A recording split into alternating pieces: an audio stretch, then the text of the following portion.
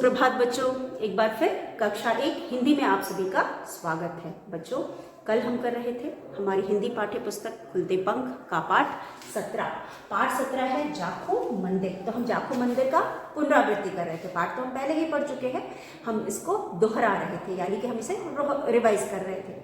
Exams हमारे पास आ रहे हैं, इसलिए हमने जो भी पाठ पढ़ लिया है उसको फिर से पढ़ करके दोहरा रहे हैं। तो चलिए आज हम अगला इसी पाठ का, क्योंकि एक ही अभ्यास अभी हमने किया था, और अब इसी पाठ का अगला अभ्यास करते हैं।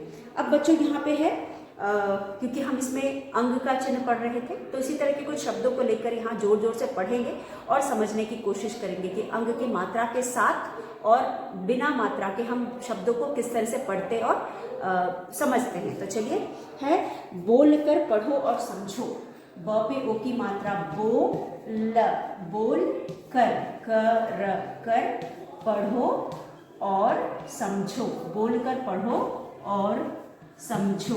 और स म झ पे ओ की मात्रा झो, बोल कर पढ़ो और समझो। यहाँ पे आप देख सकते हैं कि जो अभ्यास है उसमें दो शब्द दिए गए, एक में बिंदी है यानी अंग का चिन्ह है और दूसरे में नहीं है। मतलब एक में हमने अंग के चिन्ह का प्रयोग किया है और दूसरे में नहीं किया है। तो चलिए हम दोनों को लिख करके समझते हैं। तो घ ट पे आ की मात्रा टा, घटा, ये शब्द है और इसमें हमने बिंदी नहीं लगाया है। उसके बाद है ग द पे आ की मात्रा दा, गदा। उसके बाद हमारे पास है व और श, व श। उसके बाद हमारे पास है र ग, र और ग, रग। उसके बाद हमारे पास है ज ग, ज और ग, जग, जग। और क स, कस, ये है कस। तो यहाँ पे शब्द जो है घटा, बादल की घटा कहते हैं, सावन की घटा कहते हैं। और गदा, गदा हनुमान जी का गदा। वश, वश यानी किसी के कंट्रोल में रहना या किसी का किसी पर वश होना। उसके बाद रग, रग यानी नस हो सकता है अंग, अंग से वाकिफ है कहते हैं, वैसे रग, रग से मतलब रग यानी कह सकते हैं, नस कह सकते हैं। उसके बाद है जग, जग यानी पानी का बर्तन। और कस यानी टाइट करना यानी कसना। तो यहाँ पे कुछ शब्द हैं, मैं इन शब्दों को इसलिए आपको बता रही हूँ क्योंकि ये सारे शब्द अभी आपने कभी हो सकता है पढ़े हो ना पढ़े हो, लेकिन बिंदी के साथ भी ये अर्थपूर्ण है और बिंदी के बिना भी ये अर्थपूर्ण है। मतलब जब बिंदी इनमें नहीं लगी यानी अंग का चिन्ह नहीं लगा है तब भी ये अर्थपूर्ण शब्द है, शब्द है। ये अर्थ होना यानी शब्द होता है और बिंदी लगाने के बाद इसका अर्थ बदल जाता है। इसलिए अगर आपको किसी शब्द में बिंदी लगाना और न लगाए तो आपका शब्द गलत हो जाएगा, इसलिए बिंदी बहुत मायने रखता है। अब इन्हीं शब्दों में अगर हम बिंदी लगा दें तो इनका उच्चारण और अर्थ यानी मतलब दोनों बदल जाएगा। तो यहाँ पे आप देख सकते हैं घटा, घटा हो जाएगा घ पे बिंदी, घंटा। अब इसको हम नाक, मुंह से तो पढ़ ही रहे हैं, नाक से भी ध्वनि आ रही है, तो घन, घंटा, घंटा पढ़ेंगे। उसके बाद है गदा, गदा को पढ़ेंगे गन, द पे आ की मात्रा दा, गंदा। वश, वश को पढ़ेंगे वंश, व पे बिंदी और श, वंश, वश, वश यानी कि वंश। रग, रग, रंग, रंग, रग, रग को हम बिंदी लगा के रंग पढ़ेंगे। जग, जग को बिंदी लगा के हम जंग पढ़ेंगे, जंग। और कस, कस को हम पढ़ेंगे कंस, कंस। अब इन सभी शब्दों को आपने कहीं ना कहीं सुना होगा। घंटा मंदिर में होता है, घंटा बजाकर मंदिर में घुसते हैं और घंटा बजा करके हम मंदिर से बाहर आते हैं, तो इसे हम कह सकते हैं, हम इसे कह सकते हैं घंटा। और उसके बाद घंटी बड़ी होती है तो हम उसे घंटा, घंटी हमारे घरों में भी होती है लेकिन घंटा नहीं होता। घंटा स्कूल में भी हो सकता है, स्कूल में भी बेल बजती है, घंटा बजता है, और मंदिर में भी हो सकता है। गंदा, गंदा का मतलब आप सभी जानते हैं, अच्छा ना होना।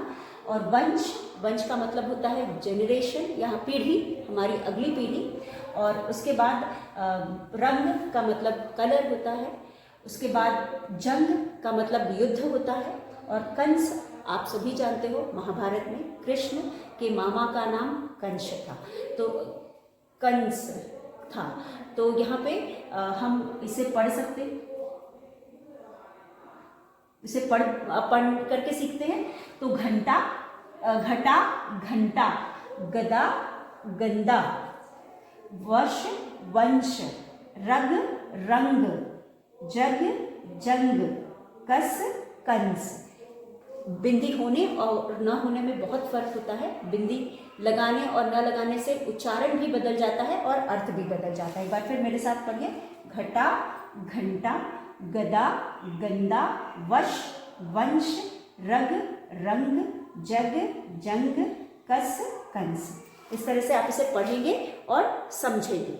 उसके बाद हमारा दूसरा जो अभ्यास है बच्चों, चलिए हम अगला अभ्यास करते हैं।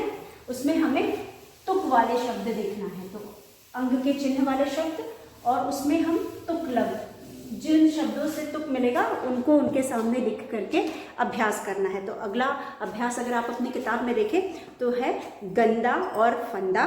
एक जैसे तुक वाले शब्द हैं। जब हम गंदा और फंदा को पढ़ते हैं तो हमें एक जैसे गंदा, गंदा, और फंदा, द पे आ की मात्रा दा, फंदा, दोनों को जब हम पढ़ते हैं तो एक जैसा तुक आ रहा है। जैसे कि आगे वाले दोनों के आगे वाला अक्षर अलग अलग है, लेकिन बाद में अंक का चिन्ह यानी का की ध्वनि और दा दोनों में एक है, इसलिए पढ़ते समय एक जैसा तुक आ रहा है, इसलिए हम इन्हें तुक वाले शब्द कहते हैं। तो बच्चों गंदा, फंदा एक जैसे तुक वाले शब्द हैं।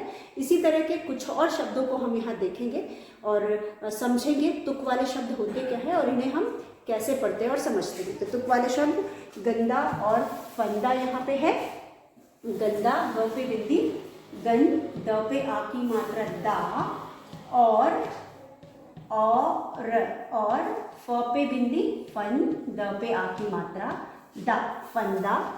गंदा, फंदा, जैसे, एक, जैसे, ज पे ए की मात्रा जैसे, तुक, त पे छोटे की मात्रा तुक, वाले, वाले, वाले। गंदा और फंदा एक जैसे तुक वाले, तुक वाले शब्द हैं, शब्द हैं, अ पे ए की मात्रा हैं, एक जैसे तुक वाले शब्द हैं।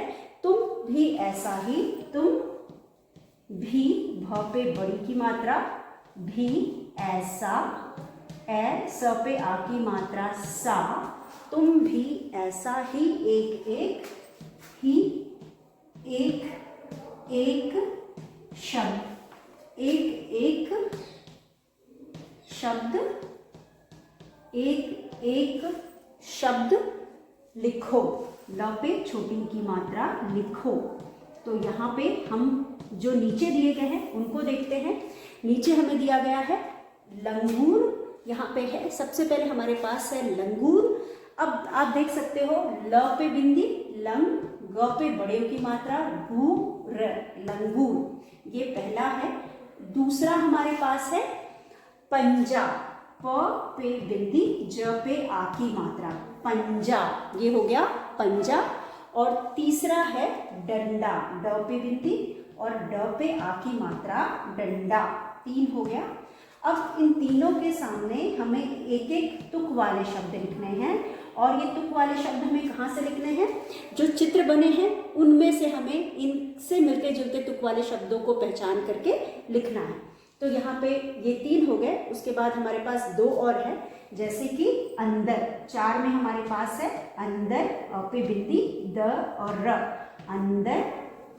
उसके बाद 5 में हमारे पास है, 5वें में हमारे पास है लंबा, ल पे बिंदी, लंबा। और उसके साथ हमें कुछ चित्र दिए गए हैं, अब इन चित्रों में हमारे पास है बंदर। तो एग्जाम में हो सकता है आपको चित्र ना आए, आपको शब्द दिए हैं। तो शब्द में हम यहाँ पे आपका प्रश्न मिटा करके शब्दों को लिखते हैं। आपको यहाँ कुछ शब्द दिए हों, उन शब्दों में से छांट करके आपको इनसे मिलते जुलते तुक वाले शब्दों को लिखना है। तो ये हमारा प्रश्न है, तुक वाले शब्द लिखो। जो प्रश्न परीक्षा में आपको दी जाएगी उसमें आपको तुक वाले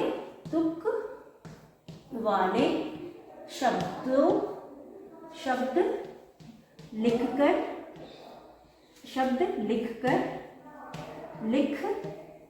कर अभ्यास पूरा करो। अभ्यास पूरा करो। क र पे ओ की मात्रा रो।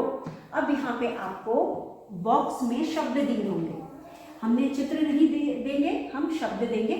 शब्द दिए होंगे, शब्द में आपके पास पहला चित्र किसका है? अंगूर का। तो अंगूर का चित्र हो, तो यहाँ पे पहला चित्र अंगूर का है, तो हम यहाँ अंगूर लिखेंगे। ग पे बड़ी की मात्रा गु और र, अंगूर।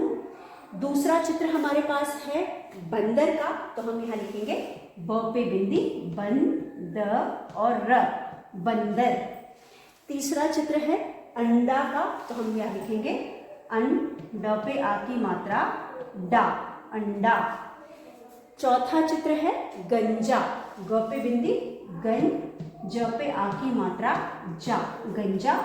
और आखिरी चित्र है खंभा का, तो हम लिखेंगे ख पे बिंदी ख, ख पे बिंदी ख पे बिंदी ख पे बिंदी भ पे आ की मात्रा भा, खंभा। अब इसके बाद हमारे पास यहाँ पे जो नीचे शब्द दिए गए हैं, हम इनसे मिलते जुलते तुक वाले शब्दों को ऊपर से ढूंढेंगे और इनके सामने उचित तुक वाले शब्द को इनके सामने लिखकर अभ्यास को पूरा करेंगे। तो यहाँ पे लंगूर, ऐसा शब्द जिसको पढ़ने से ऐसा ही तुक बने, मिलता जुलता तुक बने। लंगूर, अंगूर। तो कब बनेगा? तुक तब बनता है जब आखिरी के शब्द एक जैसे हों, जैसे कि लम, लंग, ग पे बड़े की मात्रा गू र, अंगूर। तो लंगूर का अंगूर के साथ तुक बन रहा है, इसलिए हम यहाँ पे अंगूर को इसके सामने लिखेंगे अ पे बिंदी, ग पे बड़े की मात्रा और र, अंगूर। लंगूर, अंगूर दोनों तुक वाले शब्द हैं। उसके बाद पंजा, पंजा की तरह है गंजा, यहाँ पे हम 2 लिखेंगे या 2 लिखेंगे और ग पे बिंदी जा, इसके भी आखिरी में जा है तो जा लिखेंगे और पढ़ेंगे पंजा, गंजा। फिर है डंडा, डंडा जैसा शब्द है अंडा, क्योंकि इसके भी आखिरी में अंडा है तो दोनों का तुक एक जैसा है, तो हमने इन शब्दों को यहाँ लिखा अंडा, डंडा, अंडा। उसी तरह से अंदर, अंदर जो है वो कुछ हमने अंडा लिख दिया, ये 3 हो गया।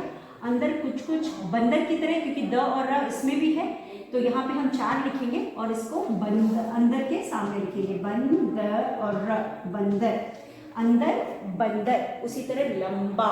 अब आप कहोगे अभी मैंने बोला जिसके के अक्षर मिलते जुलते हैं, लंबा में अक्षर नहीं मिल रहा है लेकिन स्वर मिल रहा है, लंबा, खंबा। इसका तुक एक जैसे शब्द न होने के बावजूद भी दोनों का तुक मिल रहा है, इसलिए हम लंबा के साथ लिखेंगे ख पे बिंदी और भ पे आ की मात्रा भा, खंभा। तो हमने यहाँ पे उन शब्दों को लिखा जिनके तुक मिल रहे, जब हम पढ़ रहे हैं दोनों एक जैसे पढ़ने में आ रहे हैं, दोनों का स्वर एक जैसा है, इसलिए हम इन दोनों को इनको एक साथ लिख रहे हैं। तो यहाँ पे भी हमारे पास जो शब्द है लंगूर, लंगूर, अंगूर, लंगूर, अंगूर, दोनों एक जैसे पढ़ने में लग रहे हैं, दोनों का स्वर एक जैसा है, दोनों के जो अक्षर भी मिलते जुलते हैं, इसलिए दोनों में एक जैसा तुक बन रहा है। लंगूर, अंगूर, पंजा, गंजा, डंडा, अंडा, अंदर, बंदर, लंबा, खंभा। तो ये सभी शब्द एक जैसे तुक वाले हैं, इसलिए इनके सामने सामने लिख करके हमने इस अभ्यास को पूरा किया। एक बार फिर आप मेरे साथ पढ़ सकते हो। अलंगूर, अंगूर, पंजा, गंजा, डंडा। तो यहाँ पे हमने लंगूर, अंगूर, पंजा, गंजा, डंडा, अंडा, अंदर, बंदर, लंबा खंभा। लंबा खंभा में शब्द एक जैसे, अक्षर एक जैसे नहीं है लेकिन स्वर वैसा ही है, तो दोनों में तुक बन रहे, इसलिए हमने इस तरह से लिख करके इन शब्दों को यहाँ पे इस अभ्यास को पूरा किया। तो आप भी मिलते जुलते तुक वाले शब्दों को दिए गए बॉक्स में से यानी कि एक पोस्ट में से आप छांट करके जिसका तुक जिसके साथ बन रहा है उसके सामने लिखोगे। तो किताब में चित्रों द्वारा दिए गए हैं ये सारे यहाँ पे शब्द लिखे हुए हैं और इन शब्दों को यहाँ से लेकर के आप नीचे लिखोगे। और यहाँ पे आपकी गलती भी नहीं होनी चाहिए क्योंकि शब्द ऊपर दिए गए हैं, ऊपर से नीचे उतारने में शब्दों में गलती भी नहीं होनी चाहिए। तो इस अभ्यास को आप यहाँ पे जो भी शब्द दिए गए हैं पहले हम उनको पढ़ोगे। प्रश्न है तुक वाले शब्द लिखकर अभ्यास पूरा करो। यहाँ पे हमने तुक वाले शब्दों को लिखा है और शब्द भी हमें दिए गए हैं। बॉक्स में हमें यहाँ शब्द भी दिए गए, अंगूर, बंदर, अंडा, गंजा, खंभा। अब इन शब्दों को हमने जिन के साथ तुक बने उनके सामने लिख करके पूरा किया। अंगूर का अंगूर के साथ बन रहा है तो अंगूर लिखा, पंजा, गंजा, डंडा, अंडा, अंदर, बंदर, लंबा, खंभा। इस तरह से हमने इसे करके यह अभ्यास पूरा कर लिया। अब क्योंकि समय समाप्त हो रहा है, अगले वीडियो में एक बार फिर मिलेंगे। तब तक जो भी आज हमने किया आप उसे पढ़कर दोहराकर याद कर लीजिएगा। अगले वीडियो में आगे के अभ्यास के साथ एक बार फिर मिलेंगे। तब तक के लिए धन्यवाद। आप सभी का दिन मंगलमय।